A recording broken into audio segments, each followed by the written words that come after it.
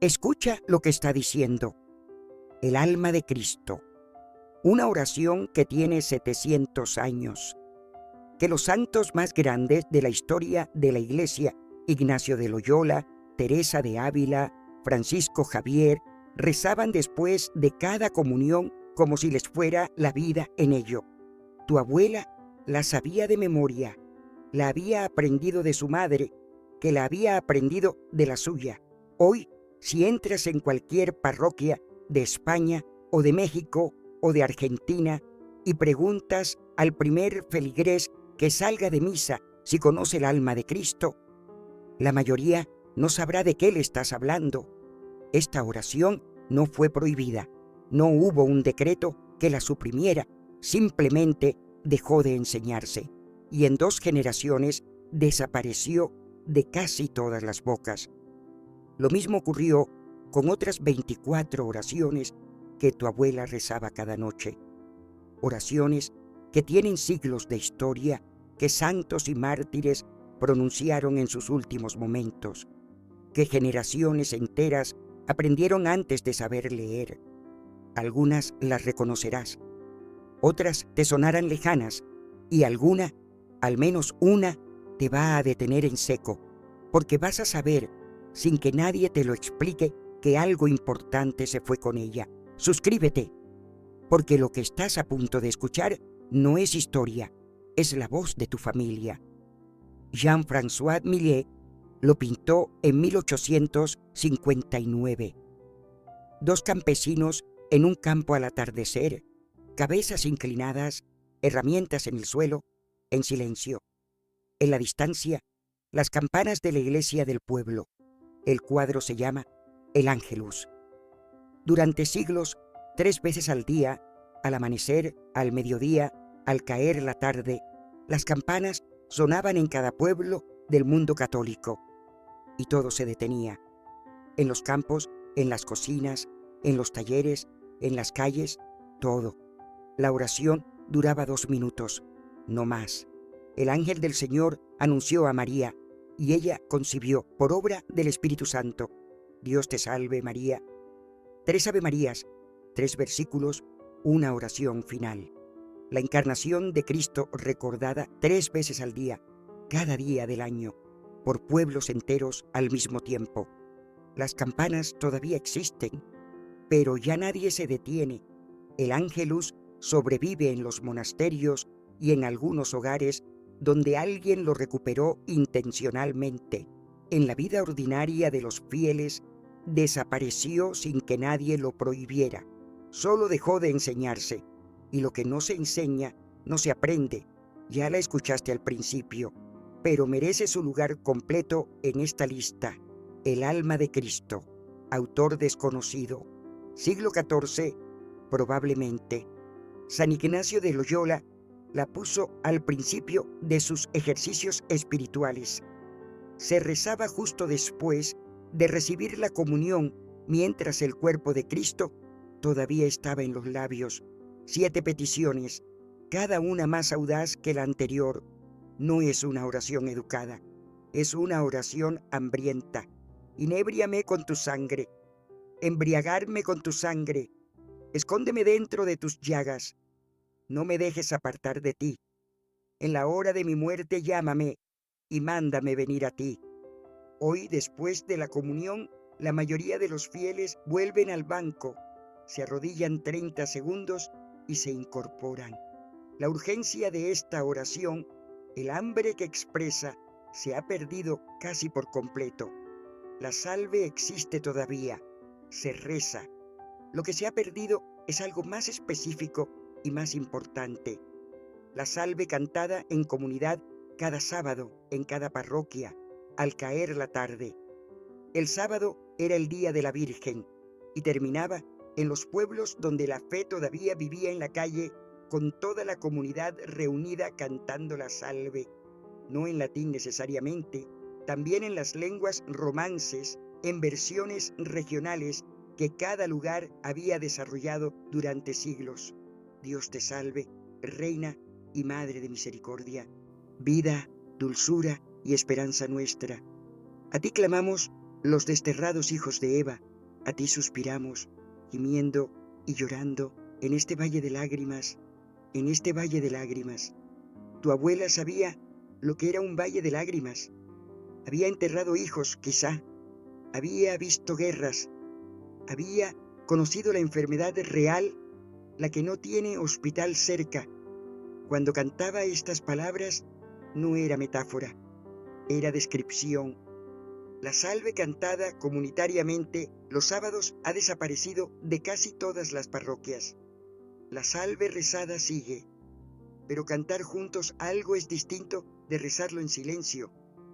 Lo que se pierde cuando la oración deja de cantarse no es el texto, es la comunión. Desde lo profundo te llamo, no desde la tranquilidad, no desde la gratitud, desde lo profundo, desde el fondo del pozo. La costumbre era esta: al pasar junto a un cementerio, detenerse un momento y rezar el de profundis por las almas de los que allí estaban enterrados, sin conocerlos, sin saber sus nombres, solo por el hecho de que habían vivido, que habían sufrido, que quizá nadie rezaba ya por ellos. Tu abuela hacía eso. Consideraba que los muertos sin nadie que rezara por ellos eran la mayor pobreza del mundo, y que detener el paso 30 segundos para pronunciar ese salmo era lo mínimo que podía hacer. Hoy pasamos junto a los cementerios a 100 kilómetros por hora, sin detenernos, sin mirar. Hoy el confiteor existe en la misa ordinaria, pero reducido, abreviado, recitado rápido como fórmula de transición. Lo que se perdió es la forma completa y, sobre todo, el peso que tenía cuando se pronunciaba. Confiteor Deo Omnipotenti, Beatae Mariae Semper Virgini, Beato Michaele Arcangelo, Beato Ioanni Baptistae, Sanctis Apostolis Petro e Paulo, Omnibus Sanctis e Vobis Fratres, quia peccavi nimis cogitatione, verbo et opere, mea culpa, mea máxima culpa. Observa a quién se confiesa el pecador en esta oración. A Dios, claro, pero también a la Virgen María, a San Miguel Arcángel, a San Juan Bautista, a los apóstoles Pedro y Pablo, a todos los santos y a los hermanos presentes en la iglesia, et vobis fratres, y a vosotros, hermanos.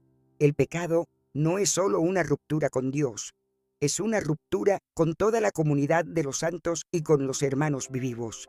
La confesión pública, aunque formularia, recordaba eso. Mea culpa, mea máxima culpa. 3 veces, con 3 golpes de pecho, el cuerpo haciendo lo que las palabras dicen, no como penitencia, como verdad. Antes de continuar, quiero pedirte algo. No lo tienes que hacer ahora, pero guarda esta idea en algún lugar. En los próximos días, antes de dormir, prueba a rezar una de las oraciones que escuches hoy. Solo una. No hace falta que sepas el latín. No hace falta que comprendas cada palabra. Solo pronunciarla, en voz baja, en la oscuridad. Tu abuela rezaba en latín sin entender cada término. Y cuando alguien le preguntaba qué sentía al rezar esas oraciones que no comprendía del todo, tenía una respuesta que ningún teólogo ha mejorado todavía. Es como hablar con alguien que conoces muy bien. No necesitas explicar cada cosa. Seguimos. Ya la mencionamos en el segundo vídeo de este canal, pero esta lista no estaría completa sin ella. Y aquí el enfoque es diferente. No dónde fue eliminada, sino qué dice exactamente. Porque la mayoría de las personas que la conocen nunca la han leído despacio. San Miguel Arcángel, defiéndenos en el combate. Sé nuestro amparo contra la perversidad y las acechanzas del demonio. Que Dios le reprenda, pedimos suplicantes. Y tú, príncipe de la milicia celestial, arroja al infierno con el divino poder a Satanás y a los demás espíritus malignos que vagan por el mundo para la perdición de las almas. Amén. No es una oración suave, no hay en ella cortesía diplomática, es una orden, o más precisamente, una apelación urgente a alguien con autoridad para actuar. León XIII la compuso en 1884. Según cuenta la tradición, después de una visión que le mostró una conversación entre Dios y Satanás, en la que Satanás pedía un siglo para probar que podía destruir a la Iglesia. Sea esa tradición histórica o piadosa, la oración existe, y durante casi un siglo se rezó al final de cada misa en todo el mundo. Sacerdote y fieles arrodillados juntos, dirigiéndose a un príncipe invisible con la urgencia de quien sabe que hay una batalla real. Fue retirada de la misa ordinaria en 1964. El combate, se supone, continúa. Hay oraciones que se rezan en los buenos momentos y hay oraciones que se rezan cuando ya no queda nada más. El memorare es de las segundas. Acordaos, oh piadosísima Virgen María, que jamás se ha oído decir que ninguno de los que han acudido a vuestra protección, implorando vuestro auxilio y reclamando vuestro socorro, haya sido abandonado de vos. Animado por esta confianza, a vos acudo, oh Virgen de las Vírgenes, Madre mía, a vos vengo, ante vos me presento gemebundo y pecador. No desechéis mis humildes súplicas, oh Madre del Verbo Divino, sino oíd y responded favorablemente. Amén. Escucha la audacia de este texto. Empieza con una afirmación casi desafiante. Jamás se ha oído decir que nadie haya sido abandonado. Es casi una apuesta, como si el que reza dijera: sabes que tienes un historial, no puedes fallar ahora. Se atribuye a San Bernardo de Claraval, siglo XII.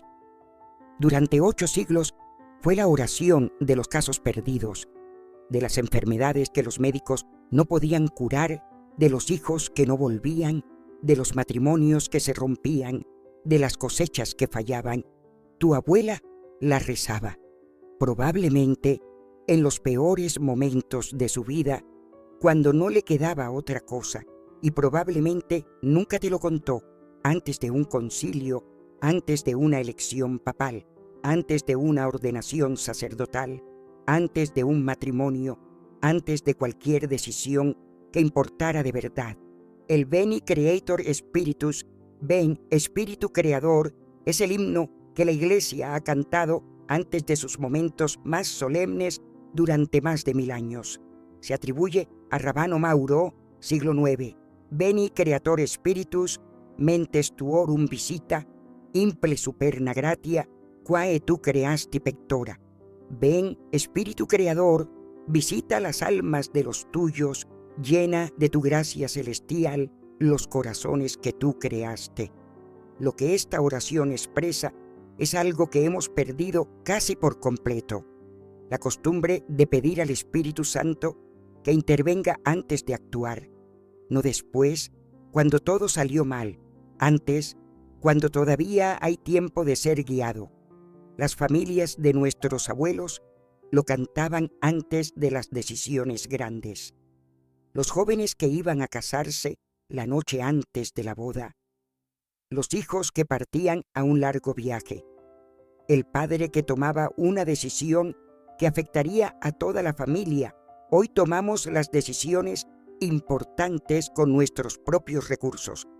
A veces funcionan, a veces no. Nunca preguntamos antes. Hay oraciones de petición y hay oraciones de gratitud. El catolicismo de nuestros abuelos sabía que las segundas son tan importantes como las primeras. Quizá más, el Te Deum es el gran himno de acción de gracias de la Iglesia, antiquísimo, siglo IV, atribuido a San Ambrosio y San Agustín, aunque la autoría exacta se discute. 30 versículos que recorren toda la historia de la salvación, terminando en una petición: no me confundas en la hora de mi muerte, Te Deum laudamus, Te Dominum confitemur, Te aeternum patrem omnis terra veneratur. A ti, oh Dios, te alabamos, a ti, Señor, te reconocemos, a ti, eterno Padre, te venera toda la creación. En los pueblos de España y Latinoamérica El Te Deum se cantaba cuando terminaba una guerra, cuando sobrevivía una epidemia, cuando nacía un hijo sano después de un embarazo difícil. La gratitud se cantaba en comunidad, porque las gracias grandes merecen más que un pensamiento privado.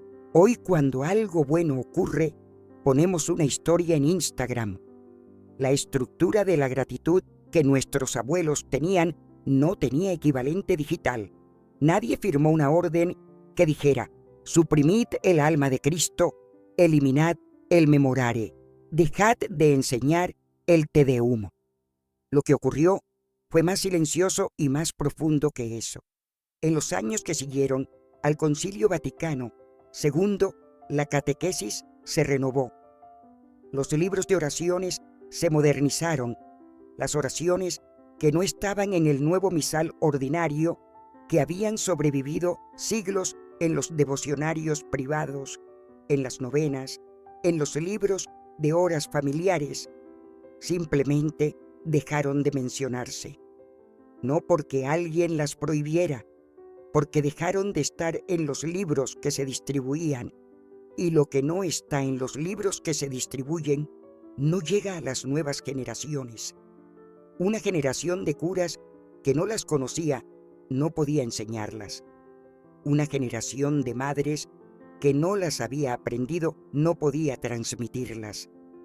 Y en 50 años desaparecieron de la memoria viva de la Iglesia.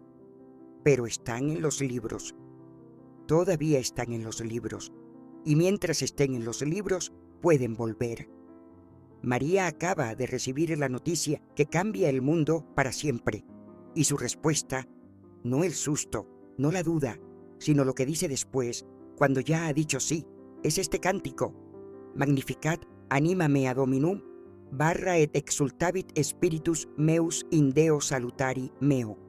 Engrandece mi alma al Señor, y mi espíritu se alegra en Dios mi Salvador. El Magnificat forma parte de las vísperas, el oficio de la tarde, desde el siglo VI. Los monjes lo cantan cada día.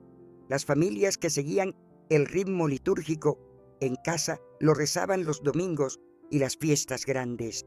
Es una oración de una audacia extraordinaria. María no da gracias por algo que le ha pasado a ella. Da gracias por lo que Dios va a hacer con el mundo: derribar a los poderosos de sus tronos, elevar a los humildes, colmar de bienes a los hambrientos. El Magnificat es un programa político y espiritual al mismo tiempo. Tu abuela probablemente no la analizaba así, simplemente la rezaba, pero la rezaba y algo de esa certeza que el mundo tiene un orden distinto al que se ve en la superficie, se le pegó en el alma. El Salmo 50, escrito, según la tradición, por el rey David después de su pecado más grave, el adulterio con Betsabé y la muerte de Urías, que ordenó él mismo. Es el salmo de quien ha hecho algo de lo que no puede deshacerse y solo le queda pedir: Miserere mei, Deus, secundum magnam misericordiam tuam. Ten piedad de mí, Dios mío, según tu gran misericordia. Lávame más y más de mi culpa y purifícame de mi pecado. En la tradición devocional de nuestros abuelos, el Miserere se rezaba como oración de la noche. Después del examen de conciencia, ese repaso honesto del día que ya mencionamos en el primer vídeo, venía el Miserere, como si el examen abriera la herida y el salmo fuera el ungüento. Es una oración que no pretende que todo va bien. Es una oración para quien sabe que ha fallado y no sabe exactamente cómo arreglarlo. Para quien necesita que alguien más poderoso que su propia voluntad intervenga. Hoy vamos a dormir con el móvil en la mano, revisando la última notificación. El Miserere requería apagar todo y mirarse a uno mismo. Quizá por eso desapareció primero. Tomás de Aquino lo escribió en 1264 por encargo del Papa Urbano IV para la fiesta del Corpus Christi recién instituida. 2 estrofas finales de un himno más largo, el Pange Lingua, que se cantaban en el momento de la genuflexión ante el Santísimo expuesto, tantum ergo sacramentum veneremur cernui et antiquum documentum, novo sedat ritui. Tan grande sacramento veneremos de rodillas y que el antiguo signo ceda al nuevo rito. No es una oración fácil. Dice que el signo antiguo, el Antiguo Testamento, el templo, el cordero sacrificado, cede ante algo nuevo, que la mente no puede comprender lo que ocurre en la Eucaristía y que la única respuesta razonable es la fe. El Tantum Ergo se cantaba en cada adoración eucarística, en cada procesión del Corpus, en cada benedición. Los fieles lo sabían de memoria en latín, aunque no supieran lo que significaba cada palabra. Y precisamente porque lo sabían de memoria, estaban disponibles para el silencio que venía después. Hoy las adoraciones eucarísticas se hacen con canciones modernas de adoración, algunas hermosas, algunas no tanto, pero el Tantum Ergo de Tomás de Aquino, escrito hace 760 años, sigue esperando en los libros. San Alfonso María de Ligorio fue doctor de la Iglesia, murió en 1787 y escribió, entre otras cosas, un conjunto de oraciones para la noche que durante siglos circularon en los devocionarios de las familias católicas de España y América Latina bajo distintos nombres: visita al Santísimo Sacramento, visita a la Virgen, acto de contrición de la noche. No son oraciones breves, no son oraciones cómodas, son conversaciones largas, íntimas, a veces desgarradas, con Dios y con la Virgen, antes de entregar la conciencia al sueño. Señor mío Jesucristo, por los méritos del dolor que sentisteis cuando vuestra santísima alma fue separada de vuestro sacratísimo cuerpo, tened misericordia de mi alma cuando se separe del mío. Amén. Lee eso despacio. Tened misericordia de mi alma cuando se separe del mío. Antes de dormir, cada noche, tu abuela se dormía pensando en la muerte con serenidad, no con terror, porque la había ensayado cada noche, la había incorporado a su rutina. La muerte no la pillaba de sorpresa, la esperaba con una oración preparada. Nosotros no pensamos en la muerte antes de dormir y cuando llega no sabemos qué decirle. Esta oración ya apareció en el primer vídeo de este canal, pero en ese vídeo hablamos de ella como práctica doméstica, la pila en la puerta, el escapulario. Aquí hablamos de ella como lo que es en su raíz, la oración cristiana mariana más antigua que existe, encontrada en un papiro del siglo III en Egipto, en griego, probablemente escrita en el siglo III, quizá antes, lo que significa que cuando los romanos todavía perseguían a los cristianos, cuando ser católico podía costarte la vida, alguien escribió esto: bajo tu amparo nos acogemos, Santa Madre de Dios, no deseches las súplicas que te dirigimos en nuestras necesidades, antes bien, líbranos siempre de todo peligro, oh Virgen gloriosa y bendita. 17 siglos, esta oración tiene 17 siglos, la rezaron mártires, la rezaron cruzados, la rezaron enfermos de peste, la rezaron madres en guerras, la rezaron viejos en su última noche. Tu bisabuela la rezaba sin saber que tenía esa edad, simplemente la rezaba, y con ella se incorporaba a una fila que llega hasta el año 250, 25 oraciones distintas, siglos distintos, autores distintos, algunos santos, uno rey, uno apóstol, uno anónimo del siglo III. ¿Qué tienen en común? Que no tienen miedo a la muerte. El Miserere la nombra, las oraciones de San Alfonso la ensayan, el Te Deum termina pidiéndole que no sea vergonzosa. No tienen miedo al pecado propio. El confiteor lo declara en voz alta, 3 veces con golpes de pecho. no tienen miedo a pedir. El memorare casi exige, el alma de Cristo reclama, la oración de San Miguel ordena.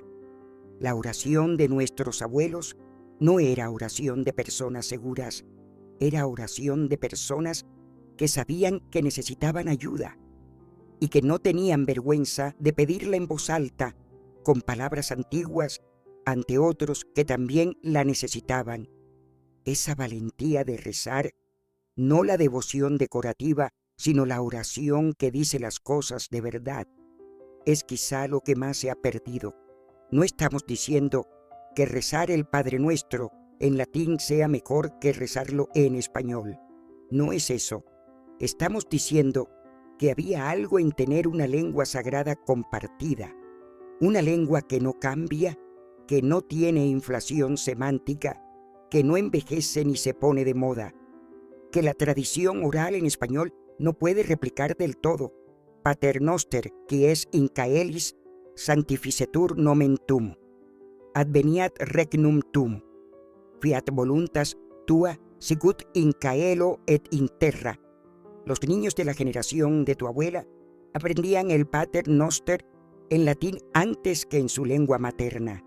No porque el latín fuera más sagrado que el español, sino porque aprender algo en una lengua que exige esfuerzo le da un peso diferente. Lo que cuesta aprender no se olvida igual.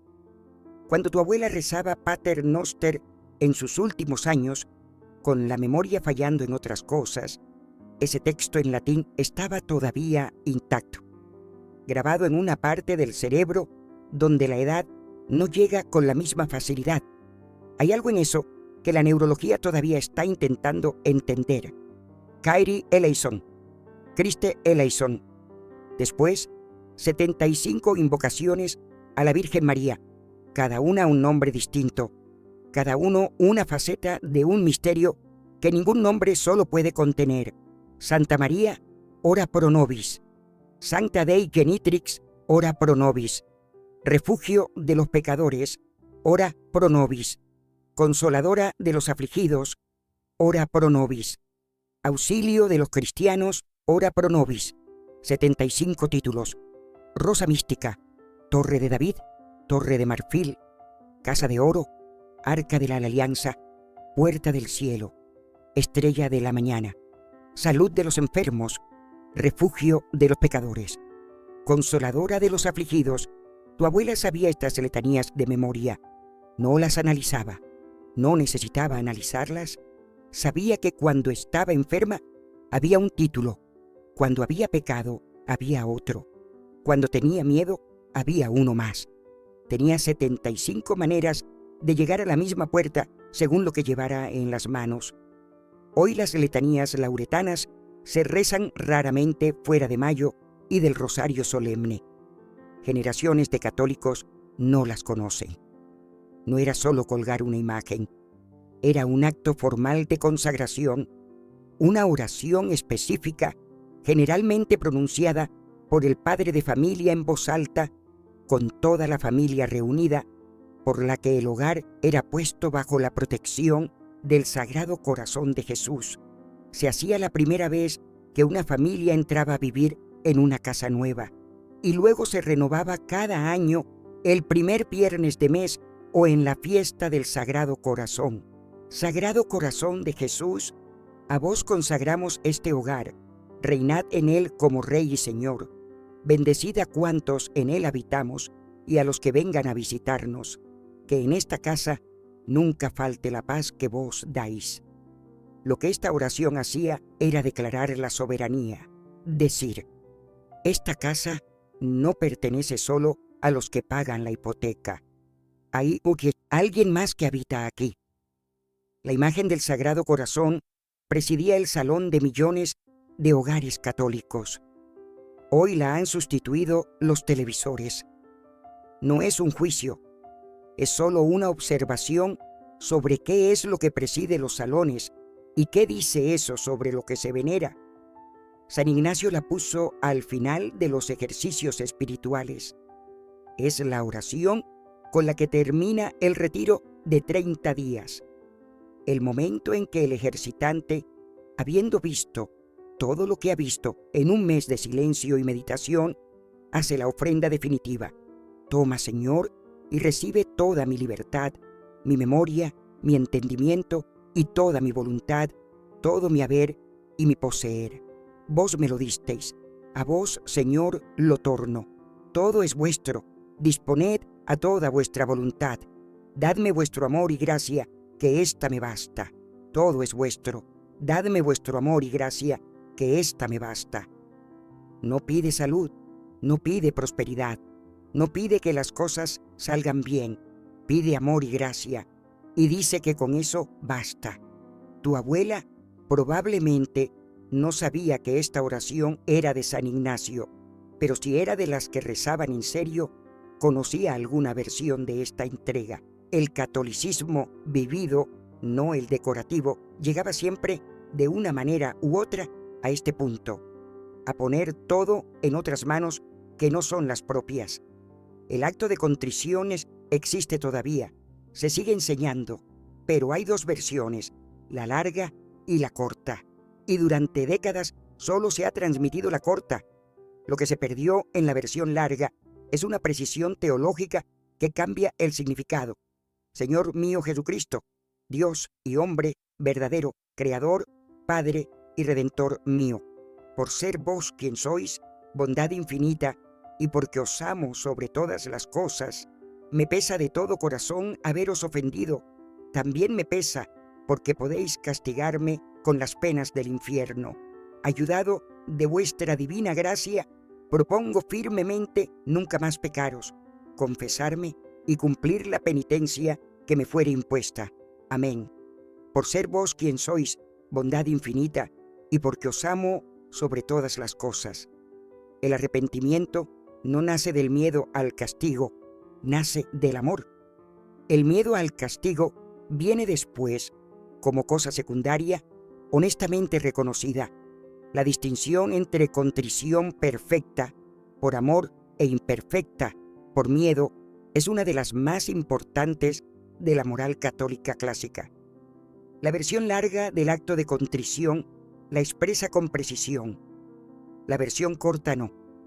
En el antiguo devocionario, entre las oraciones de la noche, había una que pocas personas conocen hoy, la oración por los agonizantes, por los que, en ese preciso momento, mientras tú duermes, mientras tú rezas, están muriendo en algún lugar del mundo. Señor mío Jesucristo, en este momento hay almas que están llegando al fin de su vida. Por los méritos de vuestra pasión, tened misericordia de todas ellas. No las dejéis morir sin haber recibido vuestra gracia. Amén. No son tus familiares, no son personas a las que conoces. Son desconocidos que en este momento están atravesando el umbral más definitivo que existe. Rezar por ellos antes de dormir es uno de los gestos más desconcertantes y más hermosos de la espiritualidad católica clásica. La idea de que tu oración puede alcanzar a alguien que no conoces, que muere solo, que quizá no tiene a nadie que rece por él. Tu abuela rezaba esto. Probablemente nunca pensó que era algo extraordinario. Para ella era simplemente parte de lo que hay que hacer antes de cerrar los ojos. Después del Evangelio final de San Juan, después de que el sacerdote besara el altar y antes de retirarse a la sacristía, venía este momento. El sacerdote se arrodillaba de nuevo, los fieles también, y juntos rezaban 3 Avemarías, la salve y la oración a San Miguel. Son las preces leoninas, así llamadas porque las estableció León XIII en 1884, pero su origen real es más antiguo. La costumbre de no salir de la iglesia sin una última oración, sin una última petición, sin un último reconocimiento de que lo que se había celebrado no era un espectáculo, sino un acontecimiento que requería una respuesta. Dios te salve María, llena eres de gracia. Santa María, Madre de Dios, ruega por nosotros pecadores, ahora y en la hora de nuestra muerte. Fueron suprimidas con la reforma litúrgica de los años 60. El sacerdote ahora se retira directamente. La misa termina con el ite missa est y punto. No es un drama enorme, pero algo se fue. La sensación de que la liturgia cerraba sus propias puertas antes de enviarte al mundo. Zacarías era sacerdote, su mujer Isabel era estéril, y cuando el ángel le anunció que iban a tener un hijo, el que sería Juan el Bautista, Zacarías no creyó. Fue castigado con el silencio durante 9 meses. Y cuando el niño nació y le pusieron el nombre que el ángel había dicho, recuperó la voz. Y lo primero que dijo fue esto: bendito el Señor, Dios de Israel, porque ha visitado y redimido a su pueblo, suscitándonos una fuerza de salvación en la casa de David, su siervo. El Benedictus es el cántico de Zacarías y forma parte del laudes, el oficio de la mañana. En la tradición monástica se canta al amanecer, cada día, como primer acto de la jornada. En muchos hogares de nuestros abuelos se rezaba antes del desayuno. Empezar el día con este texto es empezarlo con una afirmación, que el día que comienza ya estaba previsto, que hay una historia en la que este día particular encaja, que no eres el primero que amanece con incertidumbre sobre lo que traerá. Hoy lo primero que miramos al despertar es el móvil. Lo que veamos en los primeros 30 segundos del día moldea el tono de todo lo que sigue. Lo sabían los monjes, lo sabía tu abuela. El rosario existe, se sigue rezando, pero hay una diferencia enorme entre el rosario recitado y el rosario meditado. Y esa diferencia es precisamente lo que se ha perdido. El rosario meditado no es más lento, es más profundo. Antes de cada decena se anuncia el misterio y se pasa 30 segundos en silencio pensando en él, no buscando entenderlo, simplemente mirándolo, como se mira una llama sin intentar describirla. Primer misterio gozoso, la anunciación del ángel a María. Fruto del misterio, la humildad. Señor, enriquécenos con la virtud de la humildad. Padre nuestro, tu abuela no decía 50 avemarías por minuto. Se detenía, dejaba que el misterio le hablara. Tenía décadas de práctica y sabía que algunos misterios tienen algo distinto que decirte a los 40 años que a los 20, a los 70, que a los 40. El rosario meditado de tu abuela era un documento de su vida interior acumulada durante décadas. El rosario que muchos rezamos hoy, cuando lo rezamos, es más parecido a cumplir un trámite. Antes de dormir, 3 avemarías, sin más elaboración, sin ningún añadido especial.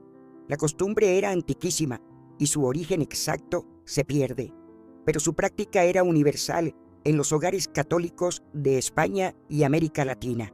3 avemarías, cada noche, sin excepción. Dios te salve María, llena eres de gracia, el Señor es contigo. Bendita tú eres entre todas las mujeres, y bendito es el fruto de tu vientre, Jesús. Santa María, Madre de Dios, ruega por nosotros pecadores, ahora y en la hora de nuestra muerte. Amén. Ahora y en la hora de nuestra muerte. Cada noche, antes de dormir, un recordatorio tranquilo de que hay una hora de la muerte y de que no se sabe cuándo es. Lo que esta costumbre producía no era angustia, producía lo contrario, una familiaridad con la muerte que la hacía menos aterradora. Tu abuela había rezado esa frase miles de veces. Cuando llegó la hora de la muerte, la suya o la de alguien que amaba, las palabras ya estaban ahí, gastadas de tanto uso, esperando 3 avemarías cada noche. Tu abuela nunca se saltó ni una. Tú puedes empezar esta noche. No todas las oraciones de esta lista tienen un nombre famoso. Esta última casi no tiene nombre.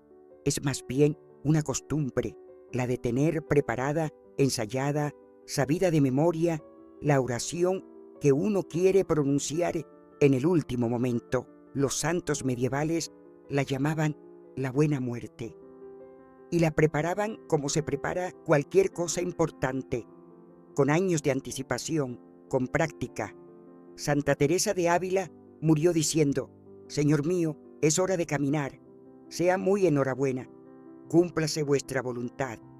San Juan de la Cruz murió a medianoche del sábado al domingo, pidiendo que le leyeran los cantares. San Francisco de Asís pidió que le leyeran el Salmo 140 y murió cantando: En tus manos encomiendo mi espíritu. Tú me has redimido, Señor Dios de verdad. Salmo 30, versículo 6. Las últimas palabras de Cristo en la cruz según el Evangelio de Lucas. Las últimas palabras de San Esteban, el primer mártir. Las últimas palabras que muchos santos eligieron aprender de memoria para tenerlas disponibles en el último instante. Tu abuela las sabía. Quizá las dijo, quizá no, pero las sabía. Y saberlas le daba algo que nosotros, que no las hemos aprendido, no tenemos todavía. La certeza de que incluso ese momento, el último, tiene palabras, tiene una oración que lo contiene y lo entrega. Antes de que cierres este vídeo, tengo un reto para ti. No te pido que recuperes las 25 oraciones a la vez. Eso es demasiado y lo sabes. Te pido una sola cosa. Elige una oración de este vídeo, la que más te haya tocado, la que más reconozcas o simplemente la que recuerdes que rezaba tu abuela, y rézala esta noche, una vez. Si quieres ir más lejos, hazlo 7 días seguidos.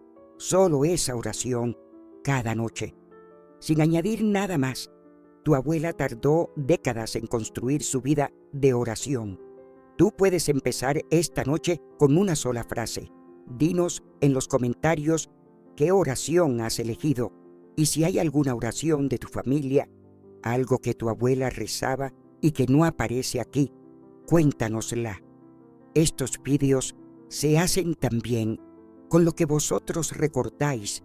Suscríbete, porque hay muchas más oraciones esperando ser rescatadas.